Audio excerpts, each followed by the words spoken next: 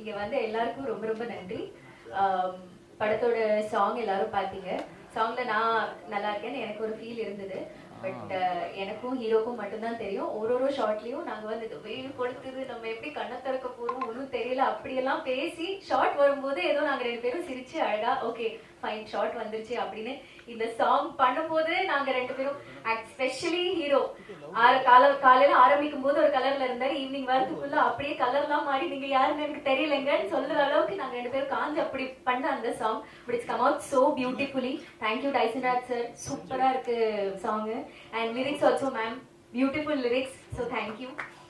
அது நம்ம ஸ்க்ரீன் பின்னாடி எவ்வளவு கஷ்டப்பட்டாலும் ஸ்க்ரீன்ல இப்படி அழகா தெரியும் போது ஒரு அப்பாடி என்னதான் நம்ம வந்து எவ்வளவு ஹார்ட் ஒர்க் பண்ணாலும் அந்த ஸ்கிரீன்ல பார்க்கும்போது ஒரு சந்தோஷம் வேற மாதிரி இருக்கு.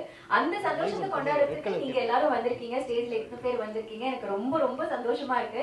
ராஜன் சார் இதோட என்னோட எத்தனாவது ஆடியோ லான்ச் வராருன்னு எனக்கு சொல்ல தெரியல. But I am so thankful. அவர் எல்லா ஆடியோ லான்ச்சஸ்க்கும் வராரு. ஸோ அது பார்க்கவே எனக்கு ரொம்ப சந்தோஷமா இருக்கு. அண்ட் படம் ரொம்ப நல்லா வந்திருக்கு. ஸோ ரிலீஸ் அப்பவும் நீங்க இதே மாதிரி சப்போர்ட் பண்ணுவீங்க அப்படின்னு நான் எதிர்பார்க்கிறேன். Thank you so much. கதாநாயகா வாங்க, நீங்க எங்களுக்காக வேணாம், அப்போ காசு தர மாட்டாங்க. வாங்க வாங்க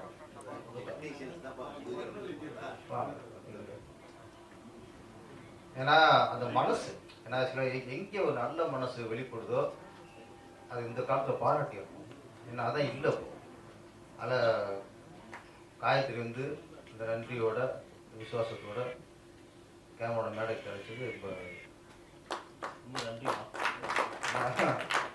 கேட்டால் அபூர்வமாக இருக்குல்ல போல அந்த மாதிரி விஷயங்கள்லாம். அந்த கேமரா சாதாரண ஆளுக்கு இல்லை. அங்கே அப்படியே லைட்டிங் பண்ணலாம், லைட்டிங் பண்ணுவாங்கலாம் பண்ணுவாங்க. ஹீரோ நடிப்பார், வில்லன் நடிப்பார். இப்போ அப்படியே கொஞ்சம் லெஃப்ட் ரைட் அனுப்புவாங்க. கதாநாயகி மட்டும் கிட்ட போயிடுவார். அப்படிமா ரொம்ப மேலே பார்த்துறாரு. இந்த அளவுக்கு பாரு என்ன நானே கூட காது கேட்காத என்ன மற்றே போடுறது எங்கேயாவது மைக்ல சார் கொஞ்சம் அடிப்பாங்க. கதை அம்மா அப்படின்னு கூப்பிடுறது, கிட்ட போயிடுறது. நானும் நிறைய பேர் தோணிச்சிருக்கேன், என்னடா அது இந்த கேமராமேன்லாம் மதிக்க மாட்டேன்.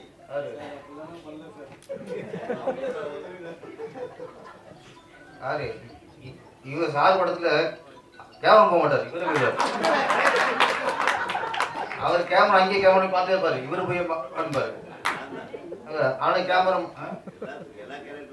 ஆமா சுகன்யா, மீனா, நதியா, கௌதமி, சௌந்தர்யா, குஷ்பு, ரூபினி, அந்த 90s 80s யார் யாருக்கு ஹைல இருந்தாங்களோ எல்லாம் இங்க கையில இருந்தாங்க. அவ்வளவு ராசியான ஆளு பாருங்க. இவர் நடிச்ச எல்லாருமே பயங்கர பீக்ல இருந்தாங்க. இருக்கும்ல, நாங்களும் அதோட பண்ணியிருக்கோம். எந்த ஹீரோ நெருங்கினது இல்லை, நெருங்கி விட்டது இல்லை. அது தனிக்காது. எங்க நயன்தாரா, நீங்க 10 தாரா 12 தாரா 20 தாரா 50 தாரா போயிடுச்சு. அங்க ஒரு 9 தான். நம்ம இந்த கதாநாயக கேமராமேன் வந்து ரொம்ப அப்படியே போவாங்க. எல்லா படத்தையும் பார்த்துருக்கேன். என்னடா அது எங்கே பார்த்தா எல்லாருமே முகமா இருக்காங்களே. நான் நினைச்சது பேச போறாங்க அப்படின்னு இல்லை. கதாநாயகர்களுக்கு க்ளோஸ்அப் வைக்கும்போது ரொம்ப ஜாக்கிரதையா இருக்கும். கேமராவுக்கு தெரியும் இந்த பொண்ணு அந்த சீன் மேல கொஞ்சம் அப்ளத்துக்குனா அசிங்கமா இருக்கும். அந்த ப்ரொஃபைல் கொஞ்சம் போயிட்டா ஒரு காது தெரியாது. அப்ப கதை ஹீரோ ஆம்பளை எப்படியா தானே அவங்களுக்கு நமக்கு கதாநாயகி இப்படி இருக்கணும், அவங்க பேசிக்கோங்க. அதனால ஆடியன்ஸ் பாயிண்ட் கதாநாயகி வந்து அழகா தெரியணுங்கிற அக்கறை இல்லை. இந்த கேமராமேன்லாம் ரொம்ப நுணுக்கமா பண்ணுவாங்க. அது போகும்போது தெரிஞ்சு தெரிஞ்சதுக்கப்புறம் தான் நான் ஏன்டா டயர்ட் ஆகி தொலைச்சோம், இந்த கேமராமேன் போயிருக்கலாமே. அப்படி போனா கூட விஜயவாசல் படத்துக்கு போகக்கூடாது. ஏன்னா அவருக்கு ஒன்றும் இங்கே பண்ண முடியாது. அதனால அது சில டயரக்டர் பார்த்து என்ன மாதிரி டயரக்டர் இருப்பாங்க, யாராவது கிச்சவாங்க அவங்க படத்துல போய் பண்ணலாம். ஹரிகாந்த் சார். ஓகே, உங்களே கதாநாயகன் ரொம்ப அழகாக காட்டியிருந்தீங்க. கிட்ட சிரிப்பி போல இருக்கு. ஓகே,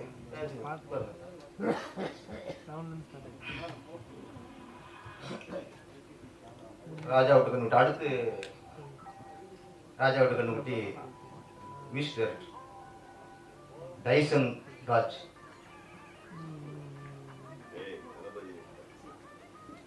இது தலைமை சொல்லிக்கே பயமா இருக்கு. யார் நினைப்பாங்க தெரிய மாட்டேங்குது. நம்ம நாட்டு தளபதி கொஞ்சம் சுமாரா பண்ணிட்டாரு வச்சுங்களேன், கை தூண்டிடுவாங்க. அப்ப உங்களை சொல்றேன் சார், சாரு சொல்றதா அங்குன்னு சொல்றதா, அது வேற எந்த சொல்ல பயமா இருக்கு. அப்பான்னு சொல்றதா உறவுல சொல்ல முடியல. இப்ப எல்லா பக்கம் ஆப்பு வச்சுட்டாங்க. புதுசா கண்டுபிடிக்கணும். சார் யார் இந்த சார்ன்றாங்க, அங்குன்னா அது வேற ஒரு டோன்ல சொல்லிடுறாங்க. அப்பான்னு சொல்ல முடியல. அதான் இதுக்கு புதுசா ஒண்ணு பொதுவா தலைவர்னால ஏற்பட்ட தலைவர் இருப்பார். திருமண பக்கம்லாம் தலைவர். ஆமா, இயக்க சங்க தலைவருக்கு ஒரு தலைவர். யாரும் சொல்ல தெரியாம போயிடும். ஆனால் அதுக்கு ஒன்று யோசிக்கணும். இருந்தாலும் ராஜா விட்டு கண்ணுக்குட்டி சொல்லிடுறேன், இசை தளபதி. ஆமாம், டைசன் ராஜ். பாட்டு 3 சூப்பர், ரொம்ப நல்லா இருந்துச்சு. நான் இசையை இப்போ நிறைய பாட்டு கேட்குறோம். ராஜன் சார் சொன்ன மாதிரி சிலது தான் இனிமையா வரிகள் புரிந்து ரசிக்கிற மாதிரி கேட்குற மாதிரி இருக்கு. அப்படி பாட்டு அந்த 2 டியூட்டுமே சூப்பர். அந்த கரகாட்ட சாங்கு இன்னும் சூப்பர். அதுக்கு ஏன்னா எங்க ஊர்ல பார்க்குற மாதிரி இருந்துச்சு. ஓகே, சரி, கலந்துதான். அது கரம் வைக்கல, அவ்வளோதான். மற்ற எல்லாமே இருந்துச்சு. மற்ற எல்லாமே இருந்துச்சுன்னா வேற நினைச்சிடாதியா. எங்க தலைவர் இருக்காரு, ஐயோ பார்க்காம விட்டமே ஏன்னா வரல அவரு. எல்லாம் இருந்துச்சு. ஐயோ திருப்பி போட சொல்லிடுவாரு.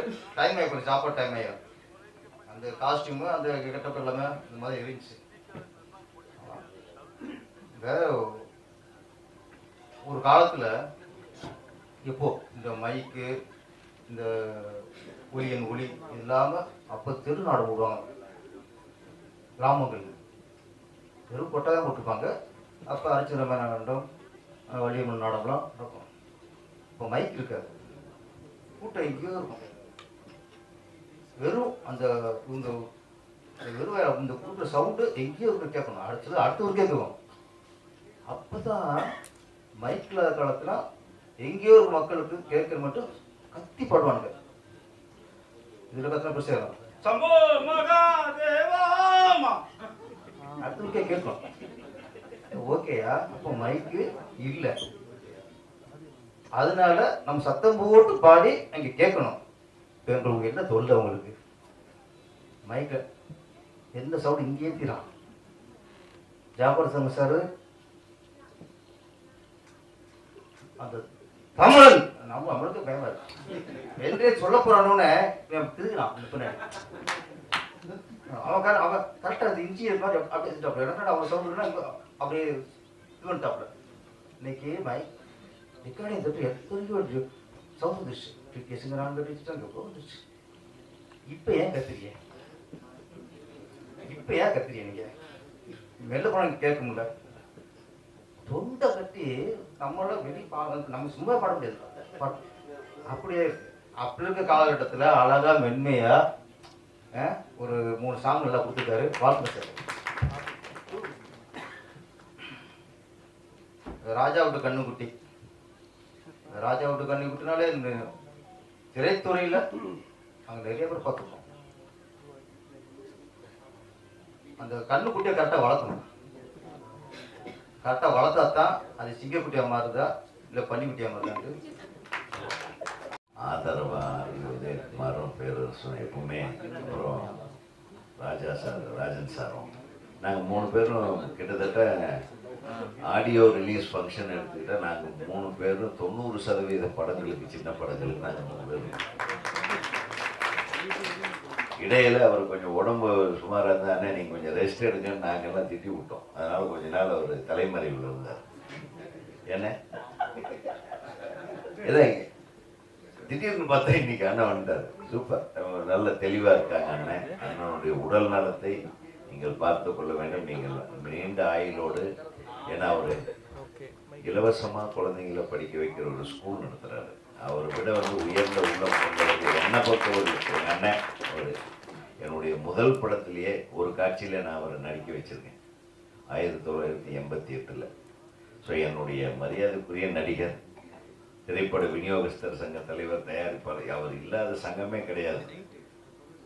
அப்போ இந்த திருட்டு விசிடி, திருட்டு கேசட்டெல்லாம் வெளியிட்ட டைமில் உள்ளுக்குள்ளே கடைக்குள்ளே பூந்து அவனுங்களை அடித்த ஒரே ஆள், தமிழ் திரையுலகத்தை காப்பாற்ற பிறந்த ஒரே சிங்கக்குட்டி அவர் தான், எங்கள் அண்ணன் தான். ஸோ அவர் உண்மையை உறக்க சொல்வார், யாருக்கும் பயப்பட மாட்டார். ஸோ உங்கள் மாதிரியான ஆளுமை மிக்கவர்கள் எல்லா சங்கத்திலையும் இருக்கணும். அப்போ தான் அந்த சங்கங்கள் நல்லா இருக்கும், திரையுலகம் நல்லா இருக்கும் அப்படிங்கிறது என்னுடைய அன்பான வேண்டுகோள். நடக்குமான்னு தெரியல. எங்கே நம்ம தயாரிப்பாளர் சங்க ஈசி உங்கள் மாமனார் எங்கப்பா, அவர் இப்போ கிளம்பிடுவார். வந்தவொடனே அவர் வேலையை முடிச்சு கிளம்பிடுவார். முதல்ல நான் அப்படி தான் பண்ணிட்டு இருப்பேன். நீங்கள் என்னை வச்சு செஞ்சுட்டாங்க, எல்லாரும் நெஞ்சுருக என்னை பாராட்டி நானே கடைசியில் பேசுகிறேன், விட்டுருக்குப்பா, நானே உட்கார்ந்தேன். நான் மிக பிரமாதமாக பேசினாங்க எல்லாரும். இந்த படத்தோட பேர் ரொம்ப பாப்புலர் ஆகிடுச்சு. தயாரிப்பாளர் சார் எங்கே, அவர் தயாரிப்பாளரை காணப்போ அவருக்கே போர் அடிச்சு வெளியே போயிட்டாரா? சரி பரவாயில்ல, விடுங்க. இணை தயாரிப்பாளர் உங்களுக்கு எனது வாழ்த்துக்கள். ஏன்னா நீங்கள் ஏதோ ஒரு கட்டத்தில் அவரோட சேர்ந்து இங்கே நுழைஞ்சிருக்கீங்க. உங்களுடைய பிரசன்ஸ் இந்த படத்துக்கு வெற்றியை சேர்த்து தர வேண்டும் என்று அன்போடு கேட்டுக்கொள்கிறேன். அப்புறம் நகரத்தார் ராஜா, அங்கே போய் கர்நாடகாவிலையும் நம்ம நகரத்தாரை விடாமல் அங்கே வச்சு கர்நாடகா திரையுலகத்திலையும் டிஸ்ட்ரிபியூட்டராக இருந்து கலக்கிட்டு இருக்கிறாருன்னு சொன்னாங்க. ரொம்ப சந்தோஷம். உங்களுடைய முயற்சி தான் முதல் தமிழ் படமா உங்களுக்கு? எத்தனை?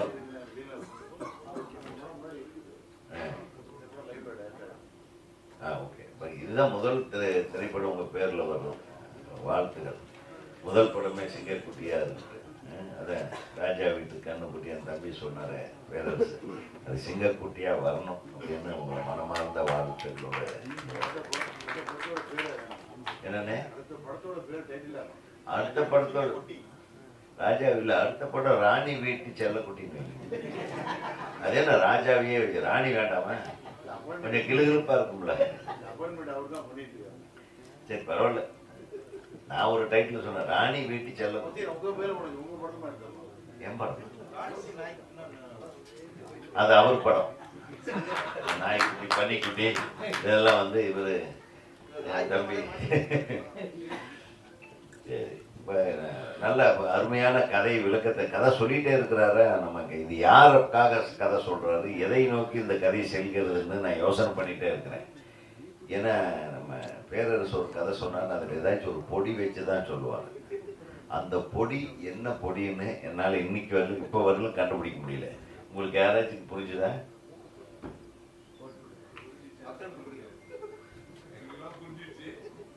சரி, புரிஞ்சா சரி, அது எனக்கு புரியல. ஆக மொத்தம் என் தம்பி மிக அழகாக கதையை சொல்லி, அது எப்படி இந்த ஹோட்டல் கடைக்காரர் கதையை சொல்லி, ஒரு பையன் எப்படி சிங்கக்குட்டியாக ஒருத்தன் எப்படி பன்னிக்குட்டியாகிறான், இன்னும் ரொம்ப அழகாக சொன்னீங்க. இந்த திரைப்படம் இந்த 2 பார்த்தேன் நான். மிக ஒரு நேர்த்தியான இசையமைப்பு இருந்தது, தெளிவாக இருந்தது, அழகாக கேட்கறதுக்கு இனிமையாகவும். பாடல் வரிகளும் அந்த அம்மா தான் எழுதியிருந்தாங்க. அந்த பாட்டு கங்காவா, சிவகங்கா, ரொம்ப சிறப்பாக எழுதியிருந்தீங்க. ஆச்சரியம் என்னன்னா, அவங்க பாட்டு எழுதி கொடுத்து டியூன் பண்ணது. நான் இதுவரையுமே பாட்டு எழுதி கொடுத்து எந்த மியூசிக் டைரக்டரையும் டியூன் பண்ணல. அவங்க போட்ட டியூனுக்கு தான் நாங்கள் எழுதுறோம். இளையராஜா கிட்ட போய் அதெல்லாம் நீங்கள் ஒன்றும் செல்லாது. நாங்கள் 90% படத்துக்கு இளையராஜா அவர்கள் தான் இதே. பட் அவர் என்ன டியூன் போடுறாரோ அதுக்கு தகுந்த மாதிரி எனக்கு அதே ஈஸியாக தெரியும். ஆனால் நீங்கள் பாட்டுக்கு டியூன் போட்டிருக்கீங்கன்னா அது ஒரு பெரிய விஷயம், வாழ்த்துகள். அதுக்குன்னு ஒரு தனி திறமை வேணும். வரிகளுக்கு இசையமைப்பு மெட்டமைப்பது என்பது அதை கவிஞர்களை பொறுத்து அந்த சந்தம் குறையாமல், சந்தம் பிறழாமல், வார்த்தை பிறழாமல், அந்த ஏகாரம் தத்தகாரம் மாறாமல் அப்படியெல்லாம் முடிச்சு ஒரு கவிதை இருந்தால் தான் அதை அழகாக டியூன் போட முடியும். நல்லா பண்ணியிருக்கீங்க, வாழ்த்துக்கள். இசையமைப்பாளரை அவங்க அப்பாவை பாராட்ட, அவங்க அப்பா இசையமைப்பாளரை பாராட்ட நல்லது. இப்போவாவது உங்கள் பையனை பற்றி புரிஞ்சுக்கிட்டீங்க. ஓரளவுக்கு என் பேரை காப்பாற்றிடுவான்னு சொல்லி உங்களுக்கு நம்பிக்கை வந்துருச்சுல்ல, நல்லது, சந்தோஷம். இந்த படத்தோட கதை எனக்கு தெரியல, ஒரு காதல் கதை. அதுக்குள்ள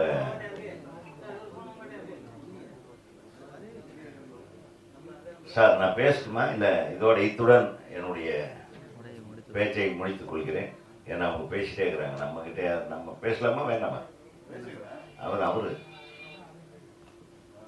உன்னதான் சொல்ல ராஜன் இல்லை, மாஸ்டர் தான். நம்ம பேசும்போது மாஸ்டர் கேட்கவே மாட்டார். அவர் பேசும்போது மட்டும் கத்தி கத்தி தமிழன் அப்படிங்கும்போது நாங்கள் கை தட்டணும். நம்ம பேசும்போது அவங்க டைவர்ட் பண்ணுறது. ஏப்பா உங்களை தான் கேட்டேன் நான். இல்லை நான் அவரை சொல்றேன். நான் நிறைய பேசணும்னு நினைச்சேன், மறந்துட்டேன். அது காரணம் நீங்க தான். சும்மா கலாய்ச்சேன்.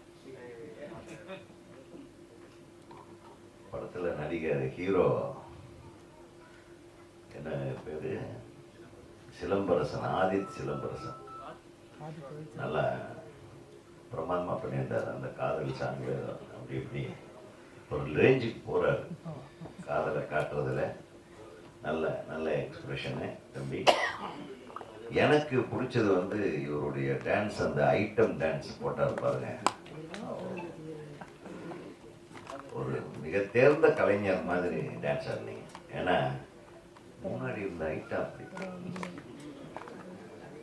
பிரமாதமா. ஏன்டா அந்த பாட்டுல சுமாரா அப்படி பண்ணிட்டானே, இந்த பாட்டுல விட்டு கலக்குறானே அப்படின்னு பார்த்தா, முன்னாடி ஆடுற 3 ஐட்டங்கள் சென்ட்ரல் ஃபிகர் பார்த்தா எனக்கே ஆடணும் போது தோணுது. அடி பின்றீங்களே. உங்களை ஃபுல்லாகவே ஐட்டம் டான்ஸை வச்சே ஒரு கதாநாயகனை உங்களை கொண்டு வந்தோம்னா மிகப்பெரிய பேர் வந்துடுறதுக்கு. ஏன்னா அவ்வளவு எல்லா பாட்டை விட அந்த பாட்டில் நல்லா ஆடி இருந்தாரா இல்லையா? கரெக்டா? அது அந்த பொண்ணு தொட்ட உடனே அந்த டியூன் வேற, அந்த ஒரு லைன் ஸ்லோ பண்ணி அப்படியே மயங்கிற மாதிரி. அப்பா பெரிய சித்தனா இருப்ப போட்டிருக்குப்பா. உன்னுடைய கால் ஷீட்டை அடுத்த படத்தை கிடைக்கிறது கஷ்டமாயிடும் போட்டிருக்கேன். மிக சிறப்பாக இருந்தது. அந்த மிக சிறப்பாக இருந்தது. நம்ம ஹீரோயினும் ரொம்ப அழகாக பாந்தமா. ஹீரோயினை பற்றி ரொம்ப நேரம் பேசிட்டார் நம்ம. ஏன்னா அவர் நம்ம எதுவும் பேசிடக்கூடாதுன்றதுல தெளிவாக இருப்பான். ஏன்னா சார் ஹீரோயினை பற்றி பேசிட்ட அப்புறம் நம்மளால பேச முடியாது அப்படின்னு அதை பற்றி மட்டுமே ஒரு 15 நிமிஷம் பேசிட்டு இருந்தாரு. ரொம்ப சிறப்பாக ரசிச்சிருக்காரு. அது எப்படி முழு படம் பார்க்காம கொஞ்சம் பார்த்தே இந்த அளவுக்கு நீ வந்து பேசுறேன்னு எனக்கு ஆச்சரியமா இருக்கு தம்பி. நீ பயங்கரமான முற்றும் உணர்ந்தவன், முற்றும் தெளிந்தவன். ஆனா உண்மையாவே அந்த பாப்பா நல்லா தான் நடிச்சிருந்தாங்க.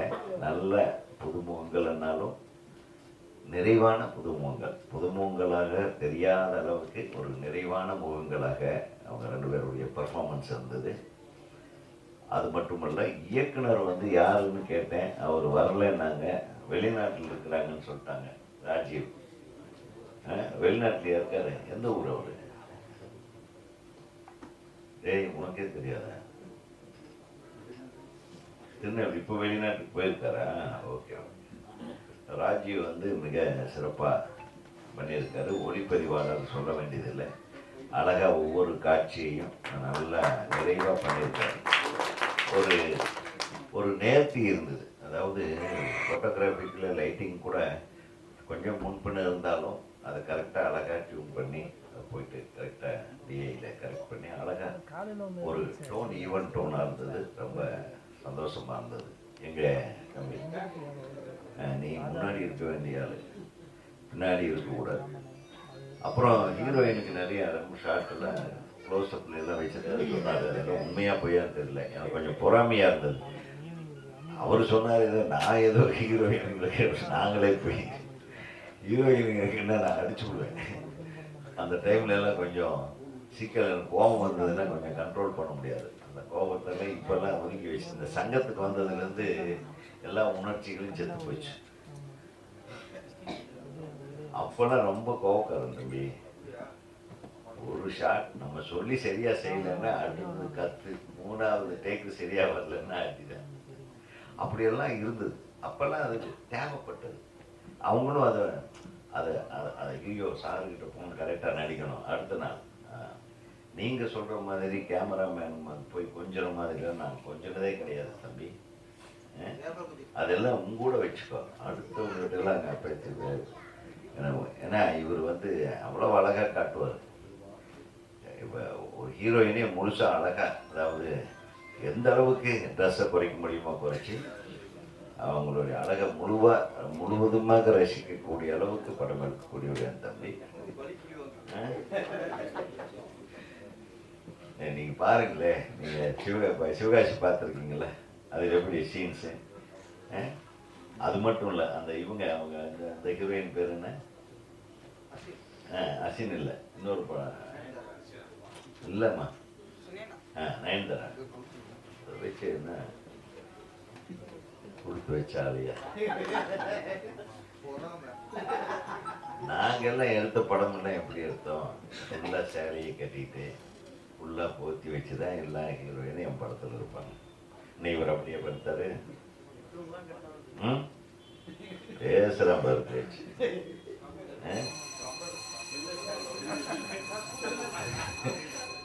அதுல ஏதோ ஒரு தவறி பம்பரம் விட்டோம், அதையே இன்னைக்கு பேசிட்டேன்.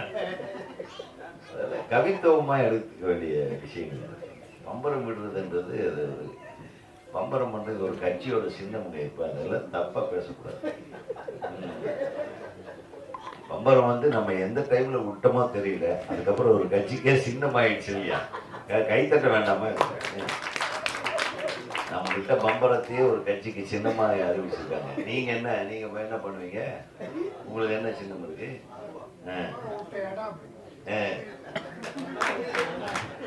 ராஜன் சரியா சொல்றது, மும்மரம் விட்ட இடம். எனக்கு முன்னாடியே பம்பரத்தை வந்து விட்ட ஒரு டைரக்டர் இருக்காரு, யாராச்சும் தெரியுமா?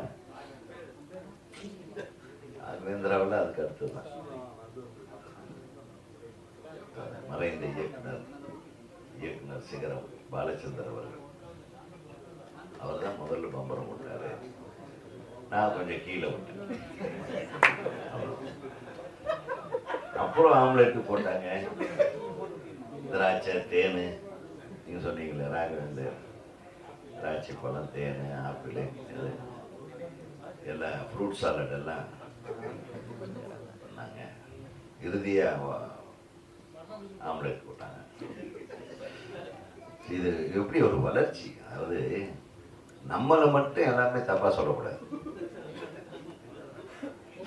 ஒருத்தர் பண்றாருன்னா அதை ரசிக்கிறாங்கன்னா அடுத்தவங்க பண்ணத்தான் செய்வான்.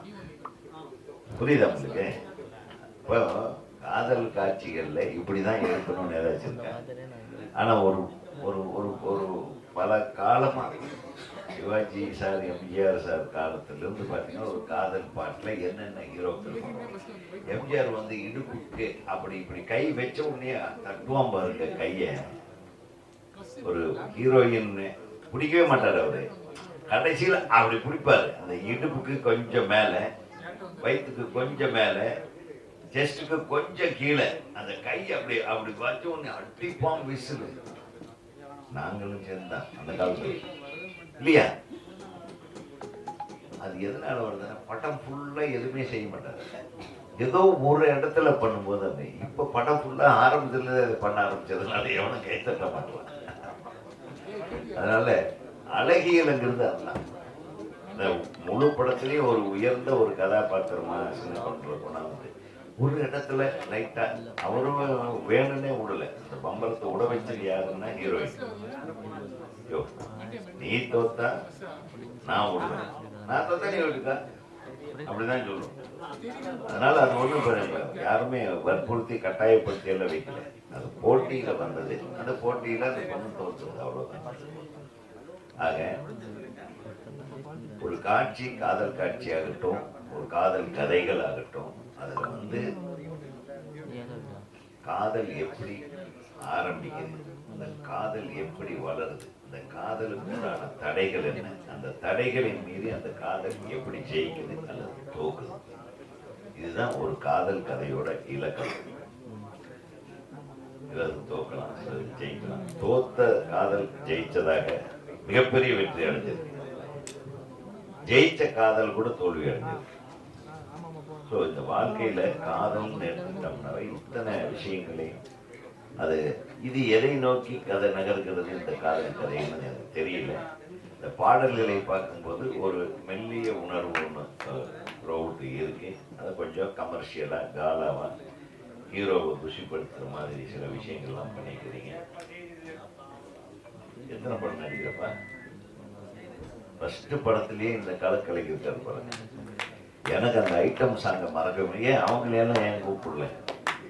வந்ததுலேருந்து அவர் அதான் கேட்டுட்டு இருந்தார். சார் ஏன் சார் அந்த மற்றவங்க எல்லாம் வரலையா அப்படின்னாரு. யாரு? பேரரசு சார். சரி அது யாருன்னு கேட்டேன். அப்புறம் பாட்டு போகும்போது தான் தெரிஞ்சு. ஸோ இந்த நடிகைகள்லாம் வரல போல இருக்கு அப்படின்னு. அவங்கெல்லாம் வரலையா? ஏங்க ஹீரோவுக்கு பயந்து வேண்டாம் இல்லைங்களா? ஆக ஒரு நல்ல நல்ல உணர்வோடு ஒரு நல்ல படைப்பாக இந்த சின்ன படமாக இருந்தாலும் இந்த படம் மிகப்பெரிய வெற்றி படமாக மாற வேண்டும். அதற்கு எப்பவுமே எங்கள் பத்திரிகை நண்பர்கள் உங்களை பற்றி எழுதிட்டு இருப்பாங்க. அதிலெல்லாம் சந்தேகமே பட வேண்டாம். இந்த படத்தில் நீங்கள் செய்ய வேண்டிய ஒரே விஷயம் என்னன்னா, இன்னையிலிருந்து ரிலீஸ் வரையிலும் டெய்லி பத்திரிகைகளில் இந்த படத்தை பற்றி வந்துக்கிட்டே இருக்கணும். அது இன்னைக்கோட முடிஞ்சு வச்சுன்னு நீங்கள் பெட்டியை தூக்கிட்டு கர்நாடகா போயிடக்கூடாது. என்ன பண்ணணும், நாளையிலேருந்து டெய்லி ஒரு 5 பத்திரிகையாளர்களை கூப்பிட்டு அவங்களுக்கு ஸ்டில்ஸ் எல்லாம் கொடுத்து இது பண்ணி இந்த மாதிரி நியூஸ் போடுங்க அப்படின்னு ஒவ்வொருத்தரையும் என்ன பிஆர்ஓ சார் இவரை வச்சுக்கிட்டு கரெக்டாக இன்னையிலேருந்து ஒரு 10 எப்போ ரிலீஸோ அது வரையிலும் வாரம் இந்த படத்தை பற்றி நியூஸ் வந்தால் தான் இந்த மாதிரி ஒரு படம் வரப்போகுதுன்னு தெரியும் என்பதை உங்களுக்கு